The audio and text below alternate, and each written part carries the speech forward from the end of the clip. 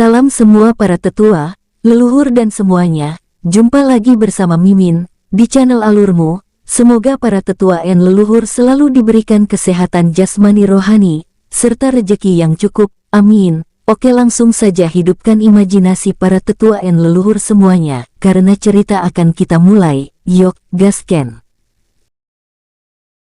Ayo, Bian sudah menunggu kita dari tadi. Ajak Bai Cuye langsung bergerak semakin menjauhi kota pelelangan. Wus-wus, saat bergerak dengan kecepatan penuh, terlihat satu sosok mengikuti Bai Cuye dan Master Wuan De dari jarak yang cukup jauh. Tuan muda Ye, ada yang mengikuti kita, apakah aku perlu membereskannya? Tanya Master Wuan De bergerak mengikuti kecepatan Bai Cuye. Itu tidak perlu, orang ini hanya penasaran saja denganku karena kejadian tadi.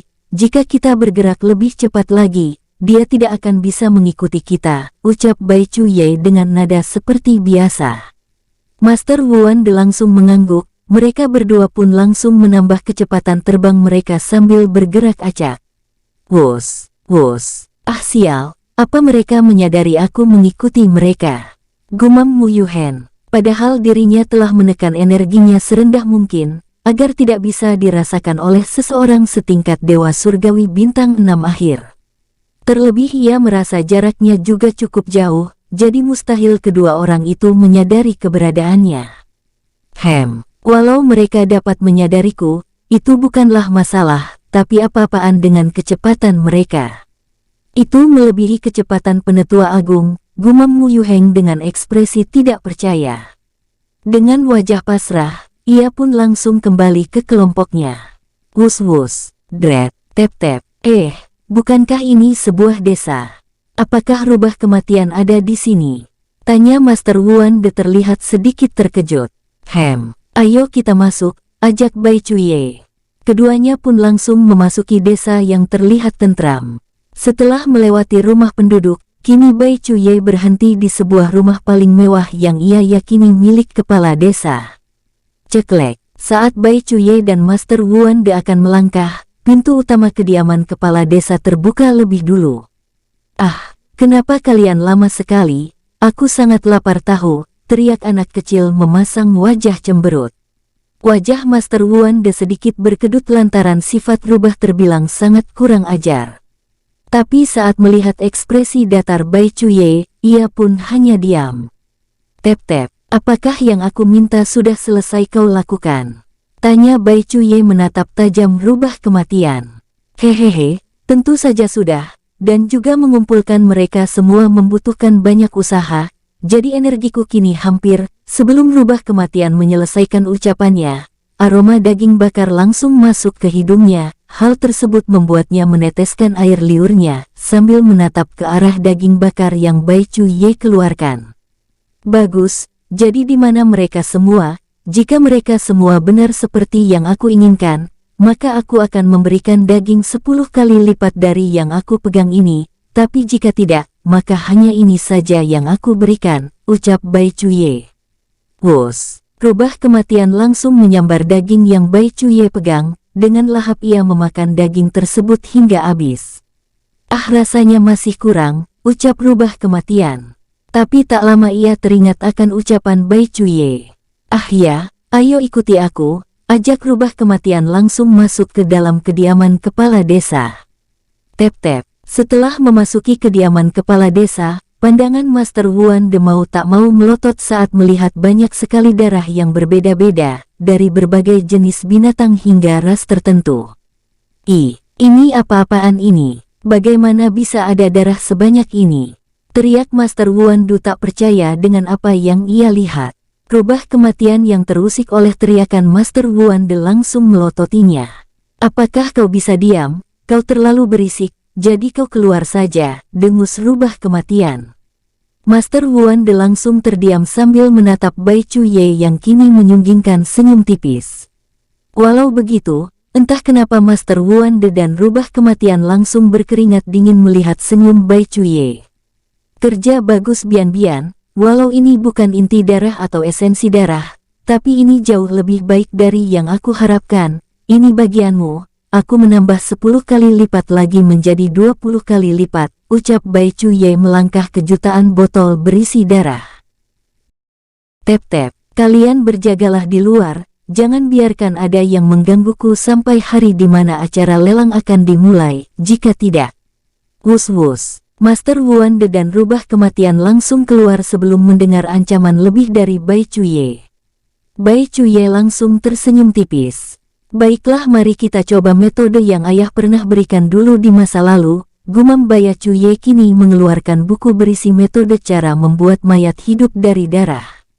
Dulu ayah pernah bilang saat aku lahir, aku membutuhkan banyak darah agar aku bisa terlahir dengan selamat, bahkan aku hampir membunuh ibu lantaran darahnya aku serap terus-menerus di saat akan melahirkanku sehingga ayah memberikan banyak inti darahnya. Di saat itu juga ayah yang sudah berlebihan memberikanku darah, mengetahui jika aku memiliki kekuatan spesial. Gumam Bai Chuye, yah kekuatan spesial itu tak lain adalah kini aku memiliki darah suci kuno yang sudah punah. Darahku ini ayah mengatakannya bisa menjadi darah abadi jika aku menggunakannya dengan baik. Jadi, mari kita buktikan dengan cara membuat manusia darah terlebih dahulu, dengan memberikan setetes inti darahku, gumam Bai Chuye dengan ekspresi dingin.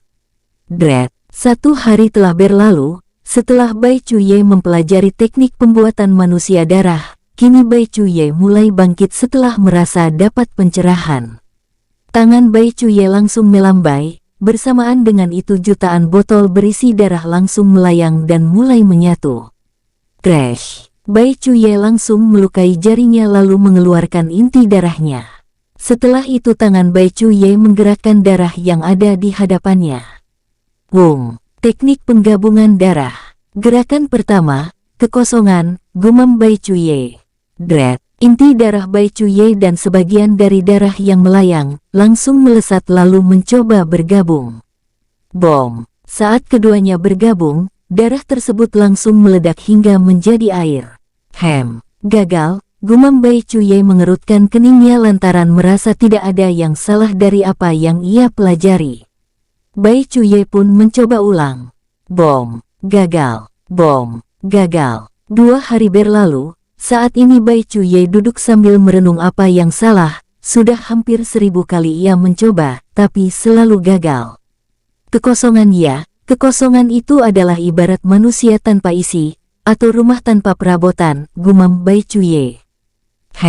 Jadi begitu, gumam Bai Chuye langsung bangkit. Jika dugaanku benar, maka aku harus ekstra hati-hati saat penggabungan pertama, karena itu adalah masalah yang paling sulit diatasi.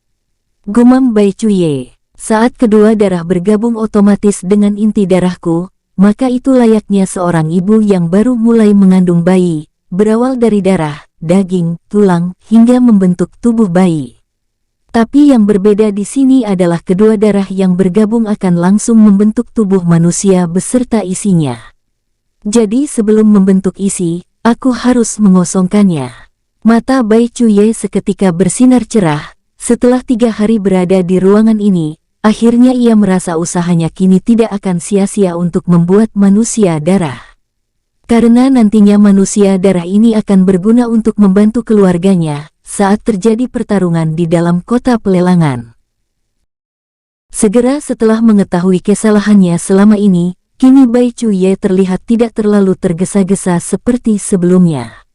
Dengan tenang ia mencoba memilah darah kualitas terbaik yang telah ia gabungkan sebelumnya. Kenapa Tuan Muda Ye lama sekali? Sebenarnya apa yang ingin ia lakukan di dalam dengan semua botol darah itu? Tanya Master Wuande kini terlihat mulai bosan, lantaran tidak ada yang ia kerjakan selama 3 hari ini selain duduk di gerbang kediaman kepala desa. Dan juga, dari mana kau mendapatkan darah-darah tersebut? Jangan bilang kau membunuh jutaan makhluk hidup. Sambung Master Wuande kini menatap rubah kematian dengan tatapan curiga disertai tatapan tajam. Rubah kematian yang sibuk dengan makanannya kini mulai terusik, lantaran Master Wuande tidak pernah berhenti bertanya selama 3 hari ini. Hei tua bangka, apakah kau bisa diam untuk 1 jam saja? Makananku jadi terasa tidak nikmat akibat okrehanmu itu. Dengus rubah kematian kini mengalihkan wajahnya ke arah Master Wuande. Wajah Master Wuande seketika berkedut-kedut. Dasar anak sialan, rupanya aku terlalu sopan bicara kepadamu sehingga kau kini kurang ajar terhadap orang tua, ucap Master Wuandu langsung mengeluarkan auranya disertai hukum dan elemen api. Blus, rubah kematian langsung mundur dengan tubuh berkeringat dingin. Dasar tua bangka, apa kau ingin kita dibunuh? Hah, cepat tarik kembali auramu sebelum mengganggu pekerjaan tuanku, teriak rubah kematian terlihat sangat ketakutan. Master Wuandu yang tadinya terbawa emosi langsung tersadar. Ah sial, ini semua gara-gara kau bocah licik, dengus Master Wuandu menyalahkan rubah kematian. Kenapa aku yang salah? Dasar tua bangka, mentang-mentang kau jauh lebih tua, kau menjadi seenaknya saja menyalahkan yang lebih muda. Idiot, ejek rubah kematian sambil mendengus jijik. Sialan, teriak Master Wuandu langsung melesat ke arah rubah kematian. Tentunya rubah kematian langsung menjauhi kediaman kepala desa agar tidak mengganggu pekerjaan Bai Cuye. Tep-tep, terlihat kini Duandu berjalan dengan gaya layaknya anak bangsawan dan ditemani oleh Bai Han sebagai sang adik, lalu di sebelah kanan Duandu ada Gu Seng sebagai penasehat. Sementara dua orang bertubuh kekar bertugas sebagai pengawal, satu memiliki wajah garang dan satunya memiliki ekspresi dingin disertai menakutkan. Mereka tak lain Luosa dan salah satu penetua dari sekte kekacauan yang baru saja tiba di kota ini. Ia tak lain murid Siluan, sosok setengah iblis dan setengah manusia. Apakah masih jauh? Kenapa lokasi meski sejauh ini? Membuat tuan muda ini kepanasan saja, teriak Duandu dengan nada arogan dan sombong. Dan di setiap tatapan mata Duandu bertemu dengan para ahli-ahli yang berasal dari seluruh penjuru dimensi alam dewa, ia menatap dengan tatapan jijik dan merendahkan. Tentunya hal tersebut membuat beberapa yang arogan dan sombong tidak menerima direndahkan. Tapi mereka semua sadar jika pertarungan tidak diperbolehkan di sini. Tapi banyak yang tidak dapat menahan diri, hingga mengarahkan aura membunuh mereka ke kelompok yang mereka kira tuan muda sombong dan angkuh tersebut. Hahaha, dari tadi aku merasa diikuti dan yang mengikutiku selalu mengarahkan aura membunuh mereka. Apa mereka hanya bisa jadi seorang pengecut ya? Kenapa mereka tidak kesini menyerang tuan muda ini? Ucap Duandu disertai tawa ejekan. Wajah semua yang memiliki dendam kini memerah semerah darah. Karena baru kali ini mereka merasa dihina seperti ini, mereka semua di tempat mereka masing-masing selalu dihormati dan ditakuti. Mereka pernah dihina, diejek, tapi tidak pernah sedemikian rupa seperti ini. Apa kau tidak tahu aku siapa? Teriak sosok pria tua dengan jubah putih bersih. Emang kau siapa? Tanya Duandu dengan wajah penasaran disertai sedikit berbinar. Melihat ekspresi Duandu, wajah pria tua tersebut seketika angkuh.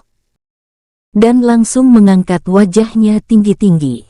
Hahaha, aku adalah Master Muda Sekte Naga Giok Emas, sekaligus calon penerus Master Sekte yang sebelumnya, ucap pria tua tersebut dengan bangga. Hahaha, Master Muda, apakah kalian semua tidak melihat wajahnya yang sudah keriput itu? Apakah dia pantas disebut Master Muda? Mungkin wajahnya jauh lebih tua dari kakekku. Jadi pantasnya kau dipanggil tua bangka, ucap Duandu tertawa terbahak-bahak dan di setiap ucapannya, ejekan demi ejekan ia lontarkan sehingga membuat semua ahli yang ada di sana ikut tertawa terbahak-bahak. Blus, Dred, mati kau Panukadas Kurap, teriak pria tua yang mengaku master muda dari Sekte Naga Giok Emas. Sebuah tombak muncul kini berjarak 1 inci tepat di depan Duandu. Duar. Namun tepat 1 inci sebelum mengenai Duandu, sosok berjubah hitam dengan topeng biru muncul menghentikan serangan tersebut. Tatapan mata sosok bertopeng biru terlihat menyala merah dan mengarah ke sosok pria tua yang mengaku master muda. Ini peringatan pertama, jika kau berani menyerang orang sekali lagi, maka aku akan langsung memenggal kepalamu. Aku tidak peduli siapapun kau dan statusmu apa, ini juga berlaku dengan kalian. Apapun bentuk provokasi yang ada, jangan sampai adanya terjadi pertarungan di dalam kota, tapi jika di luar kota ini, itu terserah kalian. Ucap sosok bertopeng biru langsung menghilang. Duandu yang melihat itu seketika menyeringai tipis. Apa kau melihat kekuatannya dengan jelas? Tanya Duandu melirik ke arah penetua sekte kekacauan. Kekuatannya setara denganku, yaitu Dewa Surgawi bintang 7 menengah, ucap penetua sekte kekacauan yang biasa dipanggil penetua kelima oleh rekannya, atau biasa dipanggil iblis pembantai lantaran ia selalu dengan ganas membunuh musuh tanpa terluka sedikitpun. Ho, apakah pangkatnya lebih tinggi dari orang-orang bertopeng merah? Tanya Duandu kini melanjutkan langkahnya menuju rumah lelang gedung merah. Pangkatnya lebih tinggi dan jika salah satu dari mereka keluar, itu artinya kelompok mereka akan waspada penuh. Jadi saat ini pasti semua sosok bertopeng merah akan mengawasi Anda lantaran Anda ancaman guru besar, jawab penetua kelima disertai memberitahu sedikit pengetahuannya tentang orang-orang menara. Oh, itu artinya mereka mempunyai ahli strategi yang luar biasa, sehingga dapat menyadari jika sebenarnya aku memancing beberapa dari mereka keluar, tapi aku tak menyangka jika yang keluar jauh lebih kuat dari yang aku prediksi. Ucap Duandu tersenyum tipis. Tep-tep, di kedai kecil. Apa kau lihat itu kak? Guru memang luar biasa. Hanya dengan ekspresi dan sedikit kata-kata saja, guru sudah membuat banyak kekacauan hingga membuat mereka yang jauh lebih kuat keluar.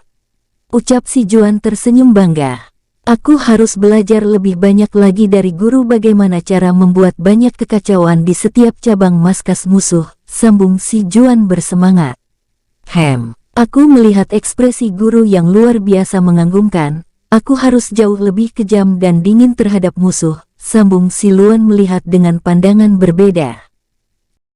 Dret, tep-tep, bagaimana menurutmu orang itu?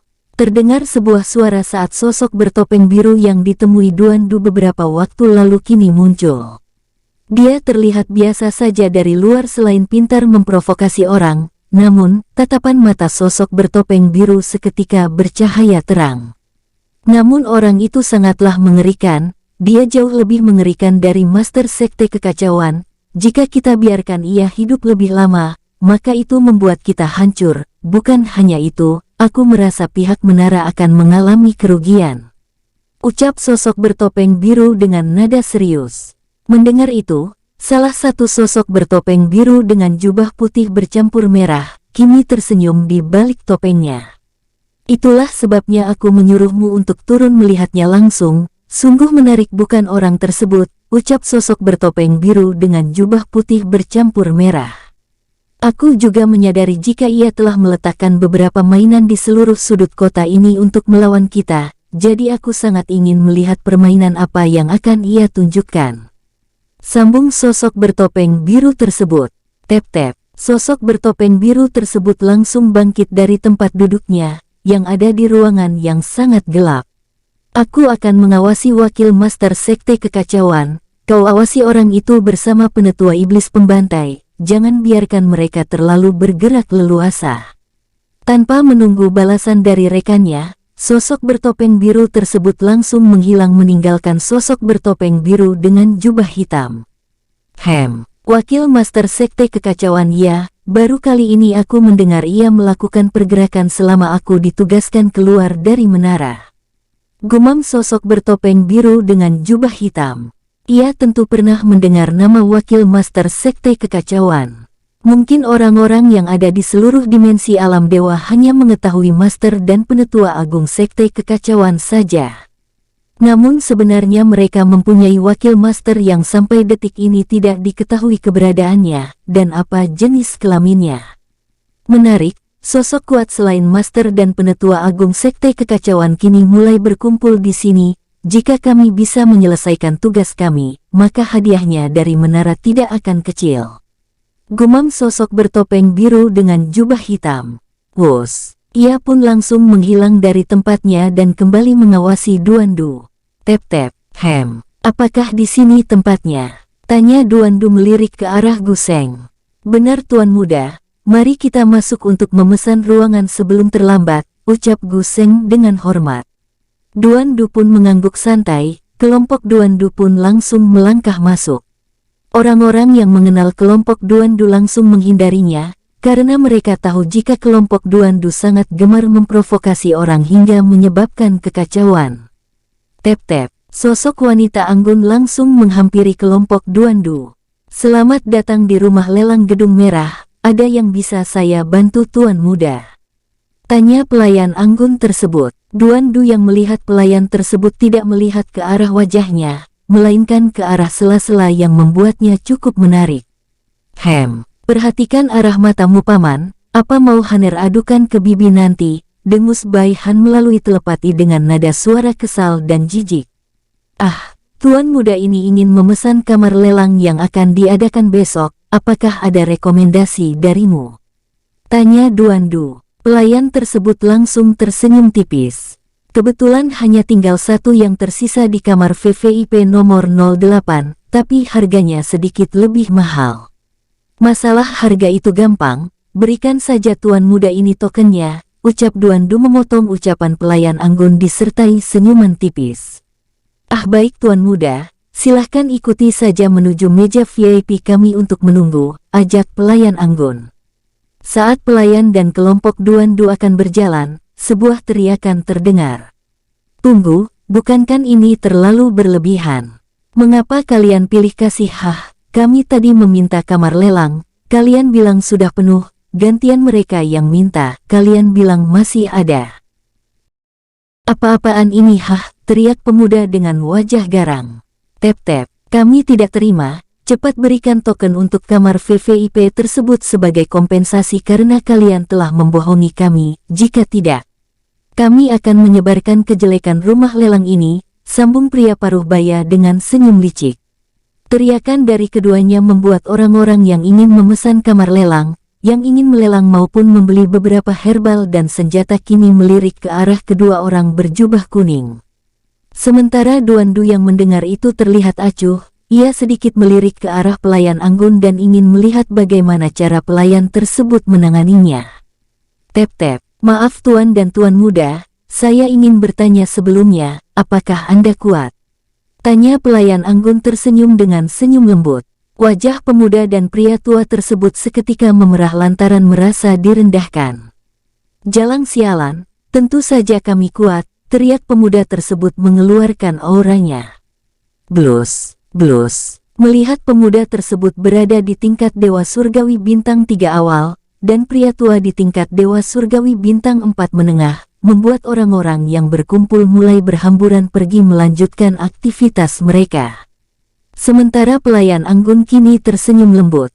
Sebelum masuk, lebih baik Tuan dan Tuan Muda membaca peraturan lelang kami terlebih dahulu di dekat pintu masuk, karena jika tidak, itu akan membuat diri kalian malu, ucap pelayan anggun langsung membalik badan lalu pergi ke tempat Duan Du dan kelompoknya menunggu.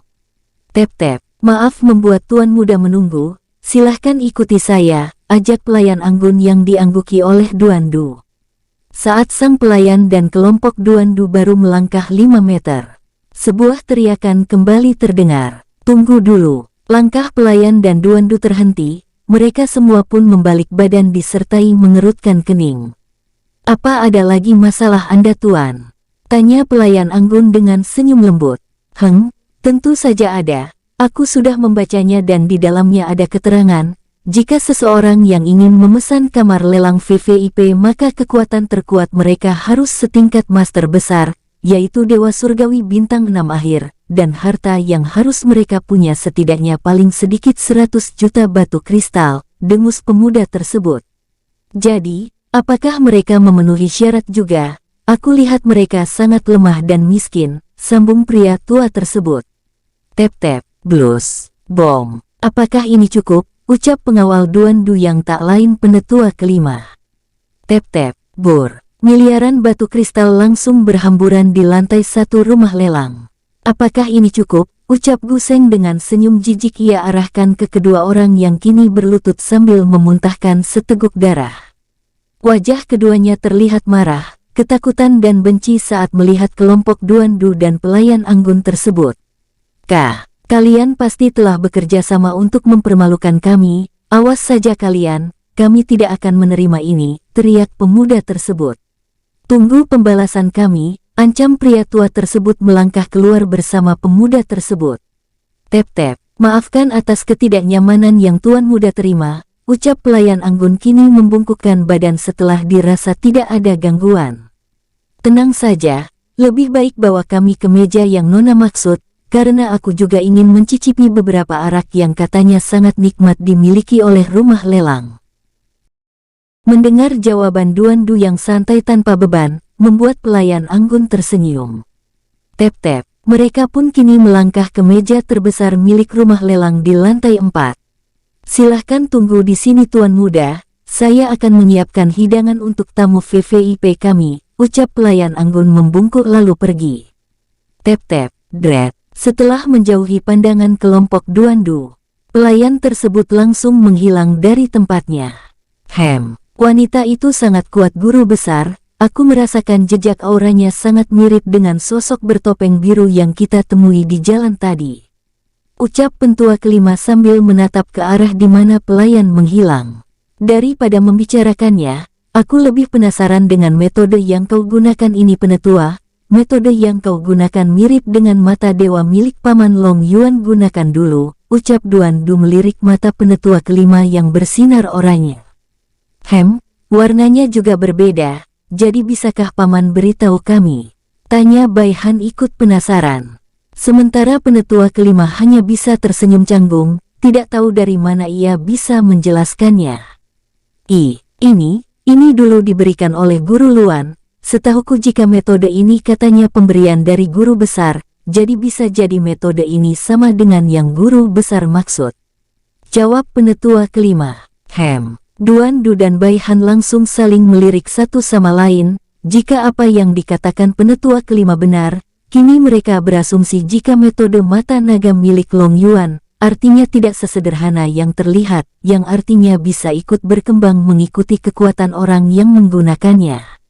Dred, tep-tep, siapa kau? Teriak pemuda yang membuat keributan di rumah lelang tadi. Jangan halangi jalan kami, jika tidak, crash, bro. Sebelum pria tua tersebut menyelesaikan ucapannya, kepalanya sudah lebih dulu melayang.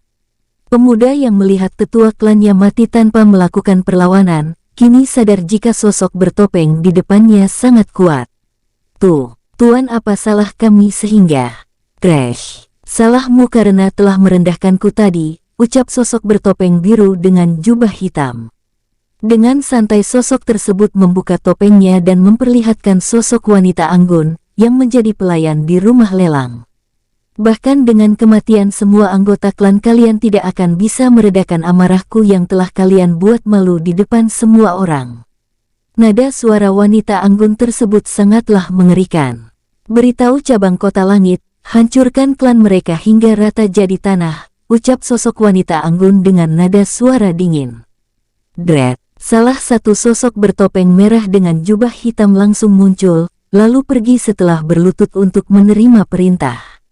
Pandangan wanita anggun tersebut melihat ke area sekitar, setelah dirasa aman, ia pun langsung menghilang.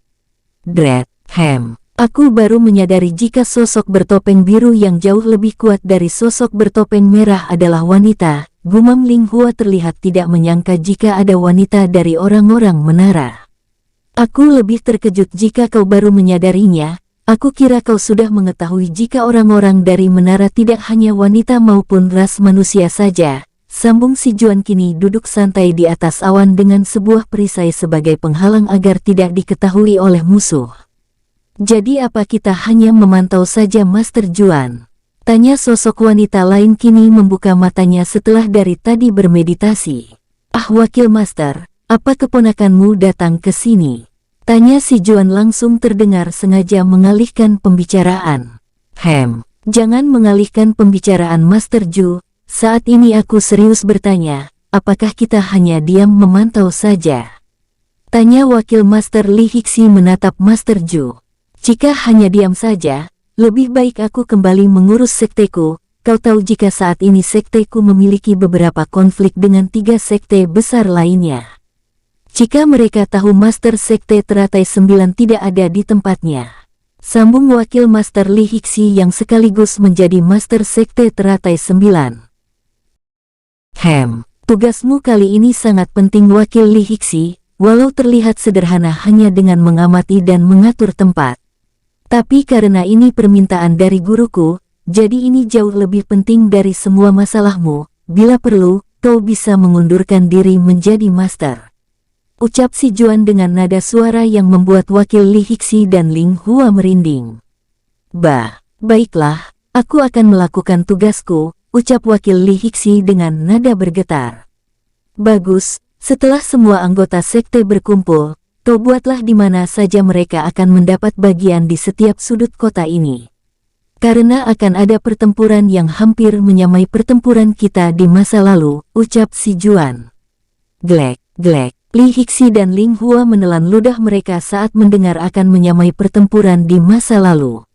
Di masa lalu pertempuran tersebut bukan hanya di satu wilayah saja, melainkan hampir mencakup seluruh dimensi alam surgawi, dan lawan mereka dulu hampir mencapai 1000 orang-orang bertopeng merah, 10 orang bertopeng biru dan 2 orang bertopeng kuning, serta 1 orang bertopeng kuning. Ini benar, maka dari itu aku beritahu jika tugas wakil Li Hixi saat ini sangatlah penting. Ucap si Juan memotong ucapan Ling Hua yang sesungguhnya menjadi penetua ketujuh sekte kekacauan. Sementara wakil Li Hixi terdiam, tak lama ia mengangkat wajahnya. Yakinlah Master, aku tak akan mengecewakan Anda, ucap wakil Li Hixi. Ayo kembali, guru sepertinya akan keluar dari rumah lelang, ajak si Juan sambil mengangguk ke arah wakil Li Hixi. Wus, dret, wung. Terlihat tekanan yang sangat besar menyebar ke segala arah disertai dengungan terus-menerus terdengar. Tatapan mata Bai Chuye yang mengarah ke depan terlihat dingin dari waktu ke waktu. Bom, duar. Beberapa saat kemudian, ledakan yang cukup besar tercipta yang menyebabkan Bai Chuye terlempar, disertai kediaman kepala desa ikut hancur. Tep, Tuan Muda Ye, apa Anda tidak apa-apa? Tanya Wuan Dekini menghampiri Bai Chuye dengan wajah cemas. Tuan, sebenarnya apa yang terjadi? Tanya rubah kematian yang terlihat penasaran sambil mengarah ke kediaman kepala desa. Blus. Beberapa saat kemudian, sebuah tekanan mengerikan muncul dari reruntuhan kediaman kepala desa. Bai Chuye yang baru saja bangkit langsung menyunggingkan seutas senyum. Akhirnya berhasil, gumam Bai Chuye yang dapat didengar oleh keduanya. Berhasil, ucap Wuan De bingung. Berhasil apanya? Tanya rubah kematian sambil tetap menatap ke arah reruntuhan. Tak lama ia tiba-tiba merasakan bahaya yang sangat luar biasa, garis darahnya pun seolah menyuruhnya untuk melarikan diri dari sini. Sial apa itu? Teriak Wuan De juga ikut merasakan tekanan yang luar biasa mengerikan. Dret, bam. Tak lama sosok manusia darah berbentuk manusia kini muncul di depan Bai Chuye. Bro, sosok manusia darah tersebut berlutut layaknya sebuah boneka, namun nyatanya ia memiliki kecerdasan. Walau belum sempurna lantaran kau belum memiliki hidung, mata, telinga, aku rasa saat ini sudah cukup, karena waktunya tidak memungkinkan untuk memodifikasimu lagi. Ucap Bai Chuye dengan nada datar. Mulai saat ini namamu adalah Bai Sueren. Sueren artinya manusia darah, ucap Bai Chuye dengan seutas senyum. Bai Sueren memberi hormat kepada penguasa darah, ucap Bai Sueren yang hanya memiliki mulut untuk bicara. Wah, apa-apaan ini? Ini sangat luar biasa. Baru kali ini aku melihat boneka hanya memiliki mulut saja, seolah ia hanya mengenakan topeng. Ucap rubah kematian dengan mata bersinar cerah disertai tubuh sedikit bergetar, akibat efek dari garis darahnya yang ditekan. Yang membuatku kagum adalah bagaimana cara Tuan Muda Ye membuat boneka darah ini hingga bisa memiliki kecerdasan layaknya manusia, bahkan kekuatannya juga sangat luar biasa. Sambung Master Wuan Dekini mendekati Bai Sueren lalu memegang lengan beserta tubuhnya. Saat Master Wuan De mencoba mengecek anggota tubuh Bai Sueren, ia merasakan seolah sedang meraba besi baja yang kokoh. Ini, luarnya terlihat rapuh, tapi nyatanya sangat luar biasa, ucap Master Wuan De kini menatap Bai Chuye dengan pandangan kagum disertai hormat. Kalian berdua berjaga di luar sampai besok, aku ingin memulihkan diri terlebih dahulu, kalian juga bersiap-siaplah. Karena besok adalah puncaknya, ucap Bai Chuye datar sambil melangkah dan diikuti oleh Bai Sueren. Tep, dret, Getaran disertai dengungan terdengar dari waktu ke waktu. Saat ini Bai An terlihat mulai melayang. Dread, bom, hem. Tidak ada perubahan yang terlalu besar, gumam Bai An saat melihat tingkat kultivasinya hanya meningkat 3 tahap. Kini Bai An berada pada tingkat Dewa Surgawi Bintang 5 akhir. Walau begitu, aku yakin kekuatan bertarungmu setidaknya setara dengan Dewa Surgawi Bintang 6 puncak, dan bisa jadi kau bisa melawan Dewa Surgawi Bintang 7 awal, ucap roh Asura Darah. Bagaimana Husong? Apa yang lain telah kembali? Bai An mengangguk ringan sambil melirik ke arah Husong yang menunggunya. Belum Tuan Bai. Saat ini Tuan Muda Du, Tuan Muda Han dan yang lainnya masih berada di rumah lelang, sementara untuk Tuan Muda Ye, ia masih di luar kota. Mungkin besok saat puncak lelang akan berakhir, ia akan muncul, jawab Husong dengan nada hormat. Baiklah, kau bisa melanjutkan kultivasimu, aku akan melihat-lihat dulu, ucap Bai An mengangguk ringan. Husong kembali memejamkan matanya saat melihat Bai An sudah pergi dari ruangan tempat mereka berada. Tep-tep, saat Bai An sudah berada di tempat orang-orang makan, minum maupun beristirahat, pandangan Bai An mengarah ke Ling Hua bersama 2 sosok berjubah mengenakan tudung kini memasuki kedai. Ah Tuan Bai, apa kau sudah selesai berkultivasi? Tanya Ling Hua basa-basi. Sudah, bagaimana? Apa kau telah melakukan apa yang Duan Du perintahkan Nona Hua? Tanya Bai An sembari sesekali melirik 2 orang yang di samping Ling Hua. Seolah paham maksud pandangan Bai An, Ling Hua pun langsung tersenyum. Ah, maafkan aku, mereka adalah Master dan Wakil Master Sekte Kekacauan. Mungkin Tuan Bai telah bertemu dengan Master Sekte Kekacauan beberapa waktu lalu dengan Tuan Duan. Tapi karena saat ini ia menyembunyikan identitasnya, jadi Tuan Bai tidak mengenalinya. Ucap Ling Hua melalui telepati. Mendengar itu, Bai An pun langsung maju. Perkenalkan, namaku Bai An, maaf jika tidak mengenali Master dan Wakil Master Sekte Kekacauan. Ucap Bai An dengan nada lembut. Ah, jangan terlalu formal Tuan Bai, ucap si Juan sedikit canggung. Daripada kita berdiri di sini, lebih baik kita ke meja pojok sambil membicarakan rencana yang telah Tuan Duan rencanakan kemarin. Sambung si Juan. Bai An pun mengangguk ringan. Saat mereka akan ke meja yang ditunjuk oleh si Juan, terdengar suara beberapa langkah kaki. Tep-tep, tep-tep, kakak, kau telah selesai. Sapa Duan Du saat melihat kakaknya di saat ia melangkah masuk. Apa kau sudah memesan kamar lelang? Tanya Bai An membalik badan sambil mengangguk santai. Sudah ayah, jawab Bai Han dengan cepat sambil mendekati ayahnya dengan senyum lebar. Ada apa Haner? Tanya Bai An sedikit heran saat melihat senyum Bai Han yang tidak biasa. Duan Du yang menyadari hal tersebut hanya bisa terdiam sambil mengutuk keponakannya dalam hati, lantaran paham jika Bai Han akan mengadu ke kakaknya tentang apa yang ia lakukan beberapa waktu lalu. Ah tidak ada ayah, Haner hanya minta izin keluar ingin melihat-lihat kota ini, ucap Bai Han tersenyum memohon. Jika kau seorang diri, ayah tidak mengizinkannya, ucap Bai An datar. Haner akan bersama penetua kelima, bagaimana? Tanya Bai Han memohon. Pandangan Bai An mengarah ke penetua kelima, melihat ia mengangguk setuju. Bai An pun kembali melihat putranya. Baiklah. Tapi jangan terlalu membuat keributan yang membuat penetua kerepotan, ucap Bai An memberi peringatan.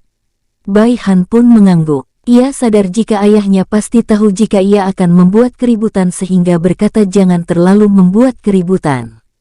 Baiklah, Haner akan keluar, ucap Bai Han lalu berjalan bersama penetua kelima. Tep-tep, setelah itu, Bai An, Duan Du, si Juan dan yang lainnya kini duduk di pojok kedai. Dengan dipasangkan perisai kedap suara, kini mereka membahas rencana-rencana apa saja yang akan mereka jalankan untuk hari esok agar tidak terlalu memakan banyak korban jiwa. 10 menit berlalu, bagaimana? Apa kalian ada masukan lain selain apa yang aku katakan barusan?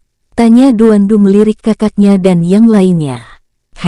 Rencana Anda terlalu sederhana Tuan Duan, ini mudah ditebak oleh mereka, terlebih lagi ada satu orang kini mengawasi kita. Dan satu hal yang pasti, orang-orang ini melebihi apa yang Anda duga, mereka semua tidak mempunyai perasaan, bahkan mereka tidak segan-segan mengorbankan rekan mereka jika mereka dalam bahaya, jadi aku yakin semua orang yang tidak bersalah pasti akan mati semuanya. Ucap Wakil Master Sekte Kekacauan. Jika bisa, kita ubah sedikit rencana Anda, saat puncak lelang telah dimulai, kita evakuasi saja mereka, walau mereka menyadarinya, kita sudah tidak memiliki jalan lain lagi. Sambung Wakil Master Sekte Kekacauan. Duan Du yang mendengar itu tersenyum tipis. Karena dengan rencana sederhana inilah mereka tidak akan sampai berpikir ke arah sana, dan jika kita mengevakuasi mereka, apa mereka akan bisa keluar? Tanya Duan Du. Mereka pasti sudah berada di setiap titik di kota ini, jadi saat mereka akan keluar, aku yakin mereka pasti akan langsung dibunuh. Hanya dengan rencana sederhana ini saja kita bisa mengurangi korban, sambung Duan Du tersenyum menyeringai. Aku rasa apa yang dikatakan Tuan Duan benar, tidak akan ada yang menyangka rencana sederhana ini, aku pun tidak akan menyangkanya jika menjadi musuh. Si Juan mengangguk setuju sambil melirik semuanya satu persatu. Aku setuju dengan rencana sederhana Tuan Muda Duan, ucap Gu Seng. Aku juga. Satu persatu mulai setuju, hanya Bai An dan Wakil Master Sekte Kekacauan yang masih belum mengeluarkan suara. Walau sederhana, seperti yang aku dengar dari Master Sekte Kekacauan barusan jika Penetua Agung saat ini sedang mengawasi dan mencoba mencari tahu berapa total musuh kita lebih baik menunggu Penetua Agung tiba lebih dulu sebelum benar-benar mengambil langkah yang adikku rencanakan. Ucap Bai An dengan nada santai lalu melanjutkan. Jika kita sudah mendapat jumlah serta kekuatan mereka secara pasti, barulah kita dapat mengambil keputusan. Mendengar saran dan masukan dari Bai An, mereka semua pun langsung tertegun lantaran lupa jika jumlah musuh belum diketahui keseluruhannya sampai saat ini. Karena informasi dari Penetua Agung atau Siluan, jumlah musuh terus bertambah dari waktu ke waktu. Apa yang diucapkan oleh Tuan Bai adalah saran yang benar-benar bagus, jadi kita tunggu terlebih dahulu Penetua Agung memberikan kita informasi, terlebih lagi para penetua sekte juga belum berkumpul seluruhnya. Ucap Wakil Master Sekte Kekacauan langsung setuju. Aku sampai tidak memikirkan ini tadi, aku pun setuju, ucap Master Sekte Kekacauan. Aku sangat kagum dengan otak leluhur yang sangat luar biasa tenang. Di saat semua orang sedikit tegang, ia terlihat sangat santai. Gumam si Juan dalam hati dengan wajah penuh kekaguman. Sementara Duan Du yang mendengar saran kakaknya hanya bisa menggaruk kepalanya yang tidak gatal. Hehehehe, kakak memang yang terbaik, ucap Duan Du mengangguk-angguk. Tep-tep, saat mereka mengobrol santai sambil menunggu Penetua Agung datang, terdengar suara langkah kaki menghampiri tempat kelompok Bai An. Apa yang dilakukan oleh pelayan rumah lelang di sini? Ucap Gu Seng terdengar heran. Mendengar itu, semua orang ikut melirik wanita anggun yang beberapa waktu lalu melayani Duan Du saat di rumah lelang. Dia berbahaya, secara serempak Bai An, Master, Wakil Master Sekte Kekacauan dan Ling Hua bergumam. Namun dengan cepat mereka menekan kekuatan mereka sedalam mungkin. Bai An pun langsung memasang tudungnya bersama dengan Ling Hua mengenakan jubah pemberian Bai An. Maaf mengganggu, apakah saya bisa bicara dengan Tuan Duan? Ucap pelayan anggun tersenyum ramah ke arah Bai An dan yang lainnya. Duan Du hanya bisa menelan ludah lantaran kesal dengan wanita di depannya ini. Sial, mengapa ular ini datang ke sini? Jika kakak berpikir yang tidak-tidak lalu mengadu ke kakak ipar dan Lier, bisa mati aku dikuliti hidup-hidup. Gumam Duan Du dalam hati. Ya, apa yang Nona Xia Yun ingin bicarakan? Tanya Duan Du kini bangkit. Itu, apakah kita bisa bicara berdua saja? Ucap pelayan Xia Yun terdengar canggung lantaran banyak orang di sekitar Duan Du. Ini, wajah Duan Du seketika menegang, tatapannya mengarah ke semua orang, dan terakhir ia menatap kakaknya. Melihat tatapan sekilas Bai An, Duandu langsung mengangguk. Baiklah, kita bicara di mana? Tanya Duandu dengan wajah senyum tulus. Apakah kita bisa bicara di luar? Tanya pelayan Xia Yun canggung. Mari, ajak Duandu. Tep-tep, Duandu pun mengajak pelayan Xia Yun keluar dari kedai. Sementara Bai An, Si Juan, Li Hixi, dan Ling Hua saling menatap satu sama lain. Aku akan mengawasi mereka. Aku yakin jika wanita itu salah satu dari sosok bertopeng biru, ucap Si Juan langsung bangkit. Tanpa menunggu jawaban ia pun menghilang. Aku akan pergi melihat area sekitar terlebih dahulu. Wakil Master dan yang lainnya bisa menunggu Penetua Agung tiba di sini. Jika sudah tiba, Wakil Master bisa menyuruh Gu Seng menghubungi saya. Ucap Bai An langsung pergi keluar. Tep-tep, setelah menjauh dari kedai, Bai An langsung berhenti. Apa kau yakin jika wanita itu menyukai Duer? Tanya Bai An dengan nada suara serius. Apa kau meragukan ucapanku? Walau aku jarang membantumu, tapi kali ini aku sangat serius. Jika bocah itu bisa memanfaatkannya, maka kita bisa menang dan menyelamatkan saudaramu, ucap Roh Asura. Tapi jika bocah itu gagal memanfaatkannya, maka kehancuran yang kita dapatkan, dan aku tak yakin jika saudaramu bisa selamat. Jadi saat ini apakah kau mau bertaruh di tangan bocah itu atau tidak? Ini tergantung kau sendiri, ucap Roh Asura terdengar serius. Ucapanmu sedikit meragukan, katamu ia berasal dari menara dan kekuatannya tidak sesederhana yang terlihat. Jika ia berasal dari menara, maka itu artinya orang ini pasti memburu kami. Terlebih lagi menurut ucapan Master Sekte Kekacauan, jika orang-orang menara ini memandang rendah semua penghuni dimensi alam dewa, dan tidak mungkin mengkhianati menara. Ucap Bai An kini menatap tajam Roh Asura. Sebenarnya aku tak ingin memberitahumu, tapi apa boleh buat? Dengar baik-baik, ucap Roh Asura. Tidak semua penghuni menara itu seperti yang kau pikirkan, walau mereka dikendalikan. Ada beberapa yang memberontak, tapi pada akhirnya yang memberontak di masa lalu mati. Namun mungkin ada beberapa dari mereka yang masih memberontak secara diam-diam hingga saat ini walau dikendalikan. Bai An termenung. Hingga saat ini ucapanmu selalu setengah-setengah, tapi apa boleh buat, suatu saat aku akan membuktikannya dengan masuk ke menara, apa yang sebenarnya ada di dalam sana. Ucap Bai An kini melanjutkan langkah kakinya menuju luar kota. Tep-tep, tatapan kakak tadi, apa ia mengisyaratkan aku untuk waspada atau memanfaatkan, atau bisa jadi keduanya, gumam Duandu kini melangkah sambil terus merenung hingga tidak mendengar semua ucapan pelayan Xia Yun. Tuan Duan, apa Anda mendengar semua apa yang saya ucapkan? Tanya Xia Yun kini menepuk pundak Duandu dengan sedikit malu-malu. Apa yang tadi Nona Yun ucapkan? Bisa ulangi sekali lagi? Tanya Duandu tersenyum lembut. Hal tersebut membuat wajah Xia Yun sedikit memerah. Itu, tadi saya bilang apakah Tuan Muda ada waktu luang nanti malam? Ucap pelayan Xia Yun langsung berhenti sambil kedua jari telunjuknya berputar-putar. Oh itu, tentu saja bisa, tapi apakah Nona Yun tidak bekerja? Tanya Duandu melirik Xia Yun. Aku sudah pulang, aku kerja hingga sore hari saja, ucap pelayan Xia Yun kini dengan wajah berbunga-bunga. Jika begitu, kita akan kemana nanti malam? Tanya Duandu melangkah santai mengikuti langkah pelayan Xia Yun. Aku juga tidak tahu Tuan Duan.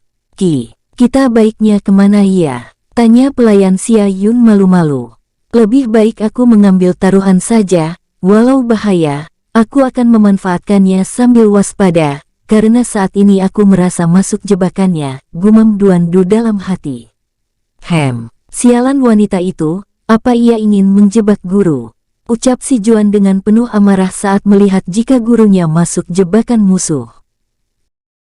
Apa kau kira guru bisa terpengaruh oleh wanita yang seperti itu? Jangan merendahkan guru Juaner, jika ia tahu kau merendahkannya, kau pasti akan dihukum. Sebuah suara langsung muncul di telinga Si Juan yang membuat tubuh Si Juan sedikit membeku. Kakak, bisakah kau jangan menggunakan teknik keheningan itu lagi? kau selalu membuatku kaget, dengus si Juan. Lalu bagaimana? Apa kakak telah mendapat berapa total mereka dan kekuatan terkuat mereka? Sambung si Juan terdengar sengaja mengalihkan pembicaraan agar kegugupannya tidak terlihat. Si Luan terlihat biasa saja dengan wajah datar. Ia menjawab, untuk saat ini total mereka kurang lebih 150 dan yang terkuat hanya 2 sosok bertopeng biru.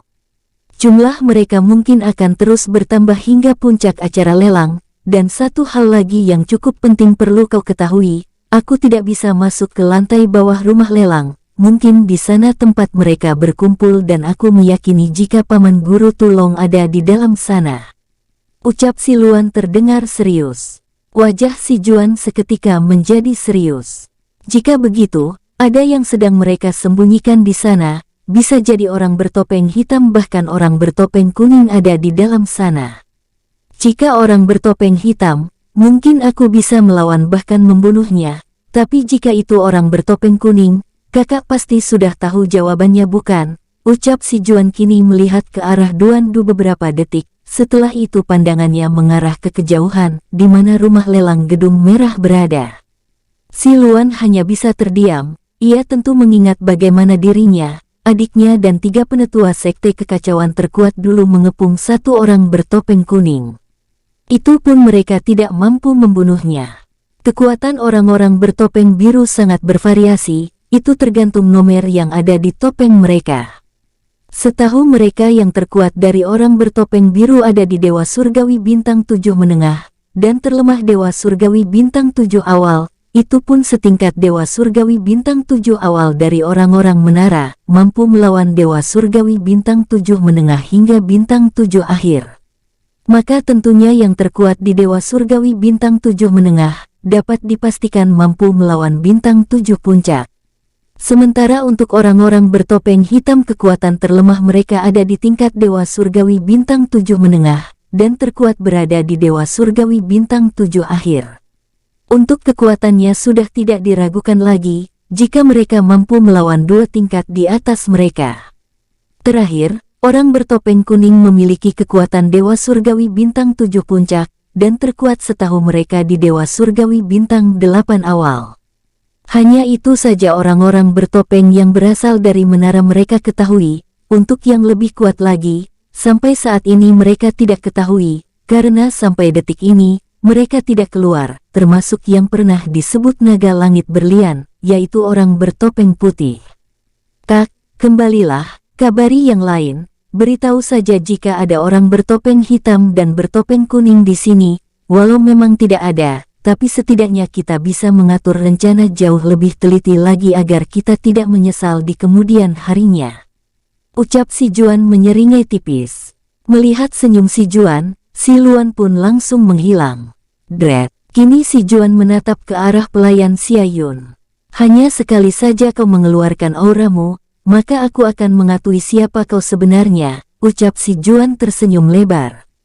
Dret. Tak lama si Juan menghilang dari tempatnya memantau gurunya.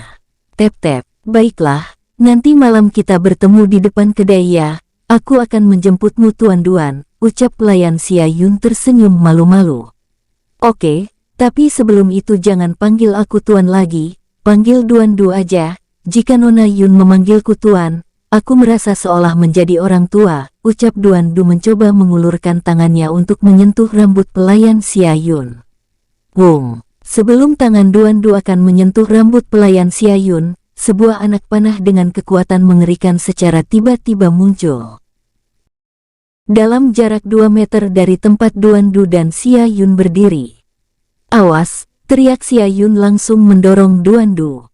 Wus, bom, Xia Yun langsung menghancurkan anak panah tersebut hanya dengan tatapan mata. Walau terlihat sederhana dengan tatapan mata, nyatanya itu adalah kekuatan mutlak mata dewa. Duan Du yang terlempar hingga menabrak bangunan kini bangkit, ia tidak mengetahui tentang mata pelayan Xia Yun yang menyala oranye tadi. Uhuk, apa yang terjadi? Mengapa aku tidak menyadari adanya serangan? Ucap Duan Du terbatuk akibat debu yang ada di sekitarnya. Saya juga tidak tahu Tuan Muda Duan, apa kau tidak apa-apa? Ucap pelayan Xia Yun yang sudah muncul di depan Duan Du sambil mengulurkan tangannya.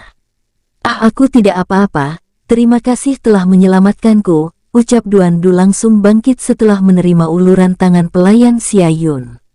Setelah bangkit, Duan Du langsung membersihkan jubahnya yang kini berdebu. Tak lama tatapannya mengarah ke arah di mana asal serangan muncul. Apa ini ulah dari orang-orang menara? Gumam Duan Du berpikir. Tidak, itu tidak mungkin, karena aku tahu jika wanita ini pasti berasal dari menara, jadi tidak mungkin mereka berani menyerang sembarangan, sambung Duan Du menggelengkan kepala. Sementara pelayan Xia Yun kini juga berpikir hal yang sama jika rekannya mencoba membunuh Duan Du. Namun dengan cepat ia menepis pikirannya tersebut karena cukup mengenal rekannya. Jika begitu, siapa orang yang menyerang kami? Keduanya langsung serempak berpikir dalam hati. Tidak jauh dari tempat Duan Du dan pelayan Xia Yun. Kini Master Si Juan tersenyum tipis. Rupanya itu kau yang di masa lalu, aku tak menyangka jika kita bertemu lagi, ucap Master Si Juan menyunggingkan senyum lebar. Dret. Master Si Juan langsung menghilang dari tempatnya berdiri. Bagaimana kekuatan wanita itu? Aku sampai saat ini belum bisa merasakannya. Tanya Bai An yang diam-diam mengikuti Master Si Juan. Dewa Surgawi Bintang 8 menengah. Aku yakin jika Master Sekte Kekacauan itu mengira jika wanita tersebut berada di tingkat Dewa Surgawi Bintang 8 awal. Karena wanita tersebut sangat ahli menyembunyikan kekuatannya yang sebenarnya, bahkan rekannya pun tidak mengetahui kekuatan wanita tersebut. Jawab roh Asura dengan nada kesal lantaran kalah taruhan. Ho, begitu, terima kasih atas kebaikanmu, ejek Bai An langsung pergi.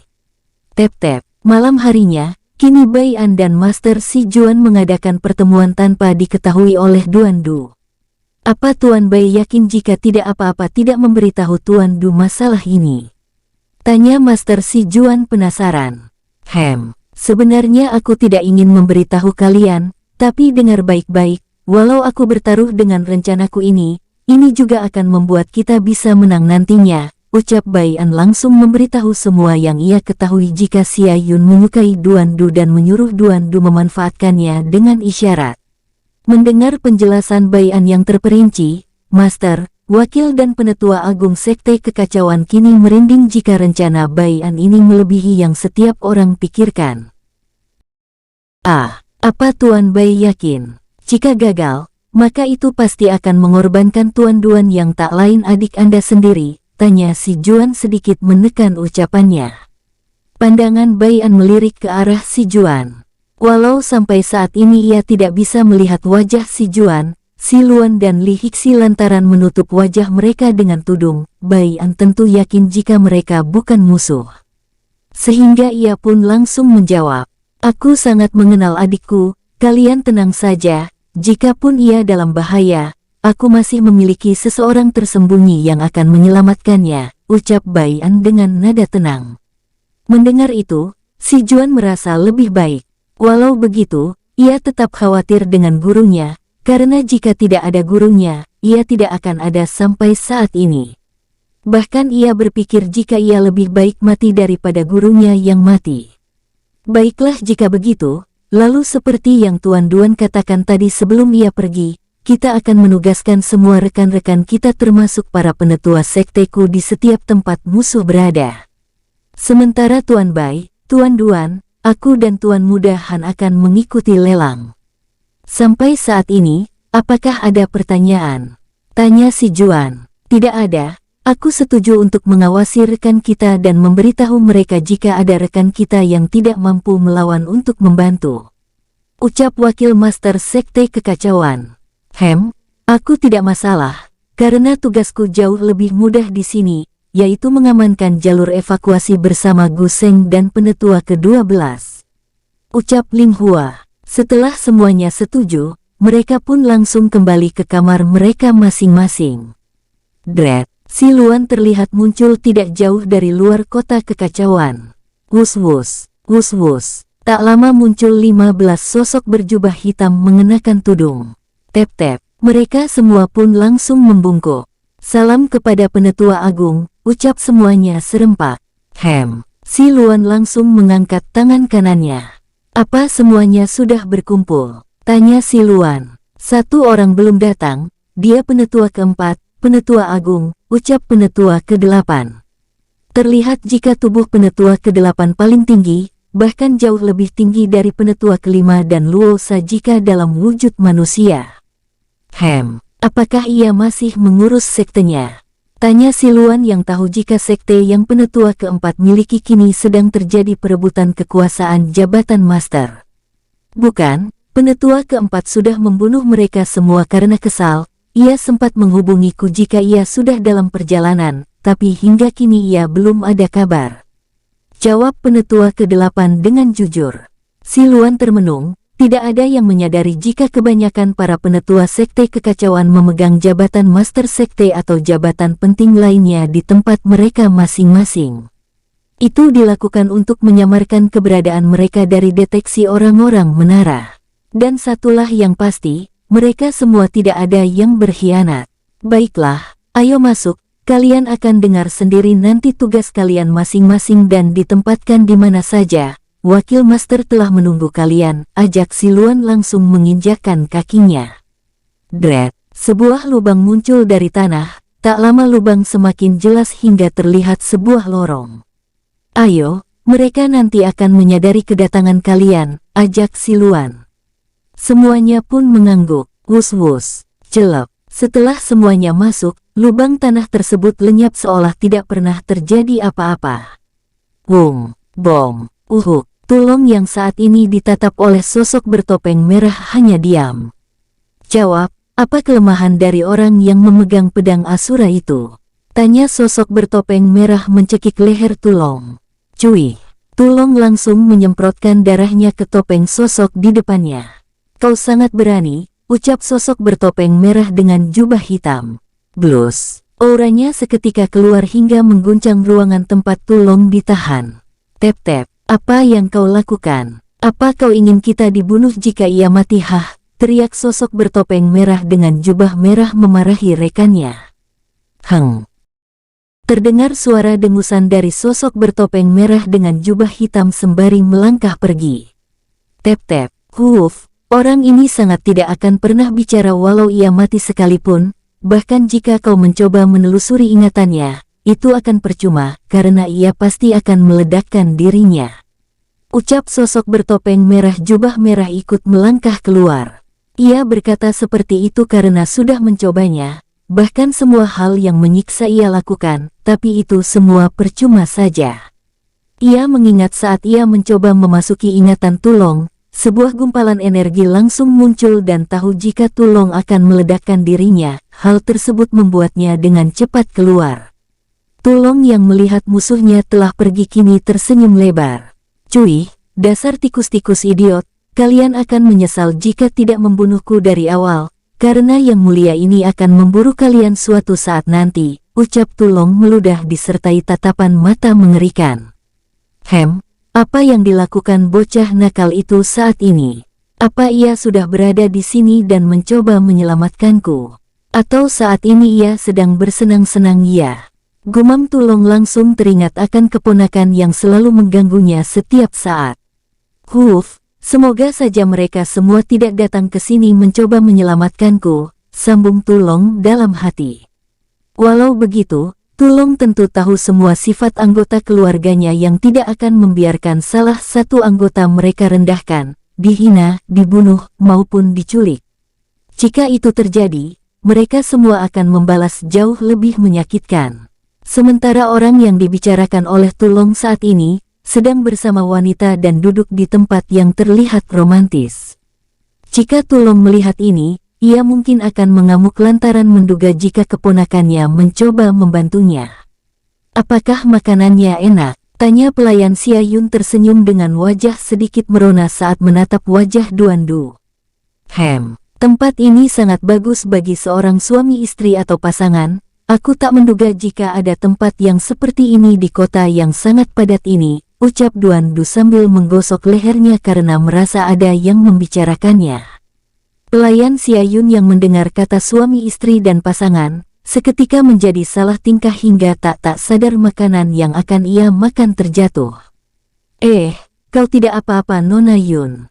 Hati-hati daging ini masih panas, ucap Duan Du langsung merobek pakaiannya untuk membersihkan gaun pelayan Xia Yun.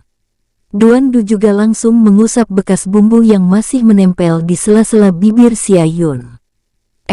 Terdengar Xia Yun hanya mengangguk sambil mengeluarkan suara yang sangat kecil. Duan Du yang melihat reaksi Xia Yun tersenyum tipis sesaat. Maaf, jangan salahkan aku jika sedikit kejam karena mengira memberikan harapan. Gumam Duan Du dalam hati. Cinta itu memang sangat menyakitkan jika salah langkah dalam memilih, bahkan banyak yang memilih bunuh diri di saat bahagia lalu dikhianati, sambung Duan Du bergumam dalam hati. Bersambung, terima kasih untuk semua para tetua, leluhur semuanya yang sudah setia bersama alurmu. Jangan lupa juga jauhi permainan 4 psikiater yang menyesatkan, agar keluarga para tetua tetap aman dari masalah. Kita lanjut episode selanjutnya ya, hehehehe.